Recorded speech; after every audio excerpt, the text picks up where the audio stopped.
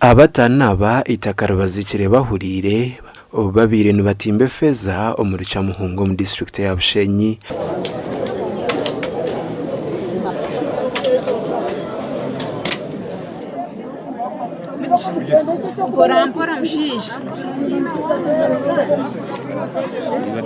umwanya gwa Kayanga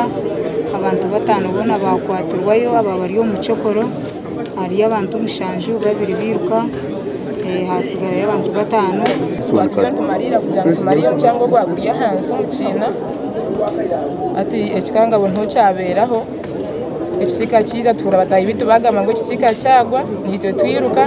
aba bari umucina bambatera bafu nibo bakora ki nibo bakwaturwa y'abantu batanu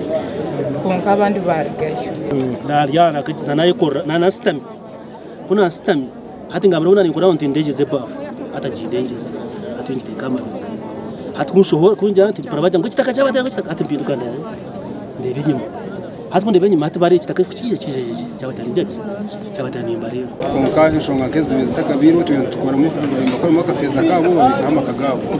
kumukamo nk'etizara n'ikije izuba ko byabo byo bwanyuma y'ikigwerezeki bamumbebembezo ba district ya Bushenyi bashyira umwanya ogu kikorwa ke cy'abantu terwe kidongo kikabaho banyametika kikuraga ko muntu hati kachura mga ni chura hani problem y'abatera even outside of the country Uganda abaheru mbareba mahure mukacha mga kikaba mga kintu cyo kubaza kinkumanya umyaka yanje cyako cyabireho enyuma y'imyaka enyuma tinda kiribi ikincho nareba villages ishatu akababiro babarwa village ya Kayanga ndizo ntari village ya Kibingo ndizo ni village ya Katamu so cyaba kibi munonga kuferwa abantu batanu bireba icyo kubanza byona abantu bihamwe ntasi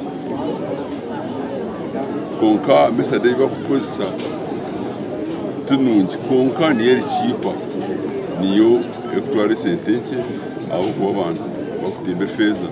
kugira ngo babasagura ka excavator o excavator very expensive kureba ngo ikintu eki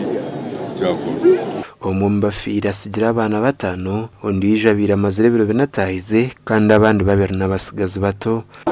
abandi bana babona gasha kwa Ben Muhozi.